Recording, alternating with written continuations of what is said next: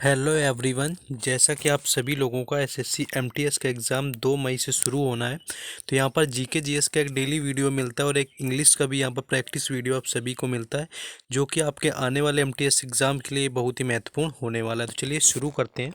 पहला क्वेश्चन है यहाँ पर कि पिट्स इंडिया एक्ट कब पेश किया गया था। तो 1784 इसका राइट आंसर हो जाएगा, जब पिट्स इंडिया एक्ट पेश किया जाता है। और इसका नाम जो था ब्रिटिश प्रधानमंत्री विलियम पिट द यंगर के नाम पर रखा गया था। तो ये भी याद रखना है कि जो पिट्स इंडिया एक्ट है, इसका नाम ब्रिटिश के प्रधानमंत्री विलियम पिट द यंगर के नाम पर रखा गया था। पिट्स इंडिया एक्ट 1784 को ईस्ट इंडिया एक्ट 1784 भी कहा जाता है। तो यही है आपका ईस्ट इंडिया एक्ट 1784 से कहा जाता है। पिट्स इंडिया एक्ट की बात करें तो 1784 को रेगुलेटिंग एक्ट 1773 की खामियों के दूर करने के लिए पारित किया गया था, क्योंकि 1773 में रेगुलेटिंग एक्ट आता है जिसमें कुछ कमियां थी, और उन कमियों को सुधार करने के लिए 1784 में पिट्स इंडिया एक्ट आया हुआ था। नेक्स्ट क्वेश्चन आगे देखेंगे। नेक्स्ट क्वेश्चन है कि अस्पृश्यता का अंत किस अनुच्छेद में है। तो अस्पृश्यता के अंत की बात करें तो भारतीय संविधान के अनुच्छेद 17 में दिया गया है। अनुच्छेद 14 जो होता है, यह विधि के समक्ष समता यानी कि विधि के समक्ष समानता की बात करता है, और कई बार एग्जाम में अनुच्छेद 14 पूछा गया है। अनुच्छेद 15 भी पूछा जाता है, जो कि जाति, लिंग या धर्म, जन्म स्थान के आधार पर भेदभाव से संबंधित होता है। नेक्स्ट है यहाँ पर अनुच्छेद 16 यानी कि आर्टिकल 16 दिया हुआ है, जो कि लोक नियोजन के विषय में अवसर की समानता प्रदान करता है। अनुच्छेद 18 की बात करें तो यह आपकी उपाधियों का अंत करता है, यानी जो उपाधियां आपकी पूर्वजों से चली आ रही उन उपाधियों के आपका अंत करता है अनुच्छेद 18। अनुच्छेद 19 की बात करें तो वाक्य और अभिव्यक्ति की स्वतंत्रता है, वो आर्टिकल 19 यानी कि अनुच्छेद 19 के तहत होती है। अनुच्छेद 20 की बात करें तो अपराधों के लिए दो सिद्धि के संबंध में संरक्षण, यानी अनुच्छेद 20 के तहत अपने अपराधों के लिए आप किसी वकील को कर सकते हैं, जो कि दो सिद्धि के लिए प्रमाणित होना चाहिए। नेक्स्ट यहाँ पर आर्टिकल 21 अनुच्छेद 21 है, जिसमें कि जीवन और व्यक्तिगत स्वतंत्रता के संरक्षण की बात कही गई है। तो ये सारे आपको याद रखने हैं मूल अधिकार। इन्हीं में से मोस्टली आर्टिकल जो पूछा जाता है, इन्हीं में से पूछ लिया जाता है। बाकी जीके जीएस के और वीडियो देखना चाहते हैं तो प्लेलिस्ट बनी हुई है, आप उसमें जा करके देख सकते हैं।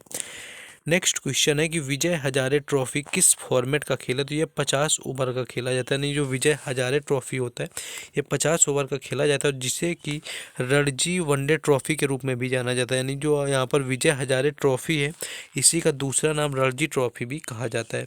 इसे 2002-3 में सीमित ओवर क्रिकेट की घरेलू प्रतियोगिता में शुरू किया गया था, और विजय हजारे जो हैं एक प्रसिद्ध भारतीय क्रिकेटर रहे हैं, जिन्होंने 1951 से 53 के बीच में भारत के लिए खेला हुआ था। तो विजय हजारे क्रिकेटर थे जो कि 1951 से 53 के बीच में भारत के लिए खेले हुए। तो इन्हीं के नाम पर विजय हजारे ट्रॉफी रखी गई है, और इसी को रणजी ट्रॉफी भी कहा जाता है। और तमिलनाडु ऐसी टीम है जिसने की सबसे ज़्यादा सफल टीम है रणजी ट्रॉफी की, यानी विजय हजारे ट्रॉफी की, जिसने कि कुल 5 बार विजय हजारे ट्रॉफी का खिताब जीता है। और हिमाचल प्रदेश ने 2021 में विजय हजारे ट्रॉफी का खिताब जीता हुआ है। और अगर क्रिकेट से जुड़ी कुछ अन्य ट्रॉफियों की बात करें कि और कौन से होते हैं, तो आपकी विजय हजारे ट्रॉफी होती है, गावस्कर बॉर्डर ट्रॉफी होती है, विजडन ट्रॉफी होती है, दलीप ट्रॉफी होती है, रानी झांसी ट्रॉफी होती है, रणजी ट्रॉफी है, सीके नायडू ट्रॉफी है, ईरानी ट्रॉफी है। तो जितनी ये सारी ट्रॉफी है, ये क्रिकेट से संबंधित होती हैं।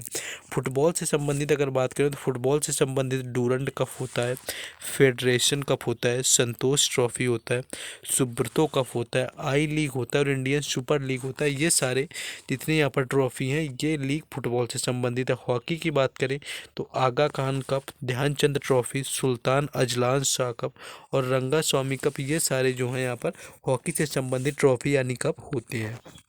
नेक्स्ट आगे बढ़ेंगे। बैडमिंटन की बात करें तो बैडमिंटन में थॉमस कप आता है, दीवान कप आता है, अग्रवाल कप आता है। ये सारे यहाँ पर कप होते हैं जो कि बैडमिंटन ट्रॉफी से खेल से संबंधित होते हैं। नेक्स्ट क्वेश्चन है कि 2022 एशिया कप का उप विजेता टीम कौन सी थी। अगर 2022 की एशिया कप की बात करें तो पाकिस्तान इसका उप विजेता रहा था 2022 में। और एशिया कप 2022 में जो आपके और भी महत्वपूर्ण प्रश्न है, तो 2022 में क्रिकेट एशिया कप का ये 15वां संस्करण खेला गया था। यानी 2022 में जो एशिया कप होता है, ये 15वें नंबर का था, जिसका उप विजेता यहाँ पर पाकिस्तान रहा हुआ था। इसके अगर स्पॉन्सरशिप की बात करें तो डीपी वर्ल्ड इसका स्पॉन्सरशिप था, और अगर इसके आयोजन की बात करें तो 2022 का जो आयोजन है संयुक्त अरब अमीरात में किया गया था।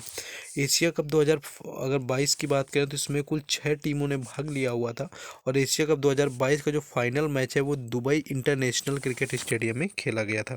तो ये सारे रिलेटेड फैक्ट हैं। और वहीं एशिया कप 2022 की उप विजेता टीम पाकिस्तान ऊपर आपको बता ही चुके हैं। और सर्वाधिक जो एशिया कप जीतने का खिताब है वो किसके नाम है, तो वो भारत के नाम है, जिसने कि सबसे अधिक एशिया कप जीते हुए हैं। भारत ने 7 बार जीता जो कि 1984, 1988, 1990, 1995, 2010, 2016 और 2018 इतनी बार भारत ने जीता हुआ है। और एशिया कप का जो पहला संस्करण था वह 1984 में आयोजित होता है और पहला जो आयोजित हुआ था उसी को भारत ने जीत लिया था। और एशिया कप 2022 के फाइनल मैच में प्लेयर ऑफ द मैच की बात करें तो ये भानुका राजपक्सा थे। और एशिया कप 2022 में प्लेयर ऑफ द सीरीज जो वानिंद्र हंसरंगा बना हुआ था। और श्रीलंका ने 6 बार यहीं पर जीता हुआ है, भारत ने कुल 7 बार। अगर दूसरी बार जीतने की बात करेंगे सबसे अधिक किस टीम ने जीता हुआ है तो वो यहाँ पर श्रीलंका ने जीता हुआ है। नेक्स्ट क्वेश्चन देखेंगे, लेकिन उससे पहले जिन लोगों ने वीडियो को लाइक और चैनल को सब्सक्राइब नहीं किया तो सबसे पहले वीडियो को लाइक करना है, सपोर्ट के लिए चैनल को सब्सक्राइब करना है, क्योंकि हर एग्जाम से रिलेटेड एनालिसिस मिलता है और हर रोज़ आपको एक जीके और इंग्लिश की बिल्कुल इंपॉर्टेंट वीडियो दी जाती है। दोनों की प्लेलिस्ट बनी हुई है जो कि एसएससी एमटीएस एग्जाम्स के लिए बहुत ही महत्वपूर्ण होने वाली है। तो दोनों को प्लेलिस्ट में जा करके देख लें, चैनल को सब्सक्राइब कर दें सपोर्ट के लिए।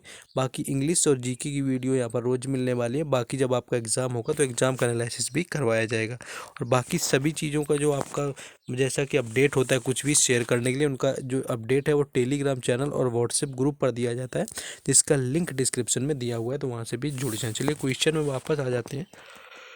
क्वेश्चन ये था कि हरनाज सिंधु ने 2021 में कौन सा खिताब जीता हुआ था, तो मिस डीवा यूनिवर्स इंडिया का खिताब जीता हुआ था। यानी मिस डीवा यूनिवर्स इंडिया जो 2021 में था, इसका खिताब हरनाज संधू ने जीता हुआ है।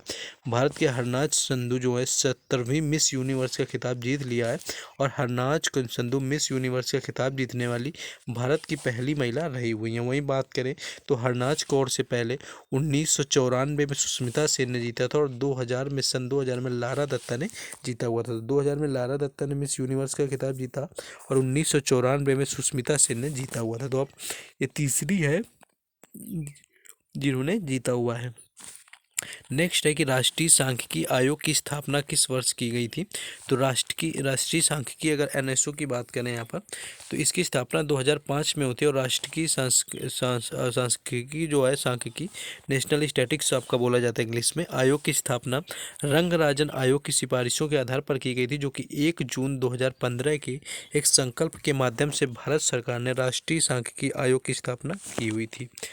नेक्स्ट आगे देखेंगे कि जो ब्यूरो ऑफ इंडियन स्टैंडर्ड है किस मंत्रालय के अधीन कार्य करता है, तो भारतीय जो मानक ब्यूरो है भारत में राष्ट्रीय मानक निर्धारित करने वाली संस्था है।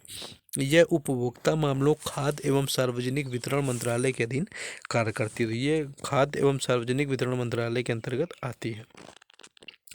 नेक्स्ट क्वेश्चन है कि लौह स्तंभ का निर्माण किसने करवाया था, तो यहाँ पर चंद्रगुप्त द्वितीय राइट आंसर हो जाएगा, जिसने कि लौह स्तंभ का निर्माण करवाया था। दिल्ली का लौह स्तंभ 41 सेंटीमीटर यानी 16 इंच व्यास वाली और 7.21 मीटर ऊंची संरचना है, जिसका निर्माण चंद्रगुप्त द्वितीय ने करवाया था और जिसका शासनकाल है 375 से लेकर के 415 ईस्वी तक चला हुआ था। और यह अब तक का कुतुब मीनार परिषद में स्थित है और जो कि दिल्ली के महरौली में स्थित है। नेक्स्ट क्वेश्चन आगे देखेंगे। नेक्स्ट क्वेश्चन है कि रात के समय सलाह क्यों दी जाती है कि पेड़ के नीचे न सोएं, तो पेड़ के नीचे न सोने का रीज़न होता है कि पेड़ जो होते हैं वो रात्रि के समय कार्बन डाइऑक्साइड मुक्त करते हैं, जो कि ह्यूमन के लिए यानी मनुष्यों के लिए हानिकारक होती है। बाकी मनुष्य दिन में आपका CO2 यानी कि कार्बन डाइऑक्साइड रिलीज करते हैं और जो पेड़ पौधे होते हैं वो दिन में ऑक्सीजन रिलीज करते हैं। तो ऑक्सीजन हमारे लिए बेनिफिशियल जिसकी नीड होती है, बेसिक की नीड है ऑक्सीजन की। लेकिन यही जो प्लांट्स होते हैं यानी जो ट्रीज होते हैं ये रात के समय CO2 छोड़ते हैं, यानी CO2 का यहाँ पर गैस आपके उत्सर्जित करते हैं, जो कि शरीर के लिए यानी कि ह्यूमन नेचर के लिए मनुष्य के शरीर के लिए काफ़ी हानिकारक होती है। इसलिए ये सलाह होता है कि रात को नहीं सोना है। नेक्स्ट क्वेश्चन आगे देखेंगे। विंबलडन की बात करें तो विंबलडन 2022 में महिला एकल का खिताब किसने जीता है? तो एलिना रायबाकिना यहाँ पर हो जाएगा, जो कि 2022 विंबलडन चैंपियनशिप में एलिना रायबाकिना ने फाइनल में ओंस जयपुर को 3-6, 6-2 और 6-2 से हराकर महिला एकल टेनिस खिताब जीता हुआ है, और यह उनका पहला प्रमुख एकल खिताब रहा हुआ है। तो ये कुछ क्वेश्चन थे जो कि SSC MTS के लिए एग्जाम के लिए बेहद ही महत्वपूर्ण होने वाले हैं, तो सभी को बताया। तो जिन लोगों ने अभी तक वीडियो को लाइक और चैनल को सब्सक्राइब न किया हो तो उनको जरूर कर देना है। बाकी इंग्लिश और जीके SSC MTS के लिए स्पेशली प्लेलिस्ट बना दी गई है, वहाँ से जा करके देख लें। बाकी व्हाट्सएप ग्रुप और टेलीग्राम चैनल दोनों का लिंक डिस्क्रिप्शन में है, तो वहाँ से भी जुड़ जाए।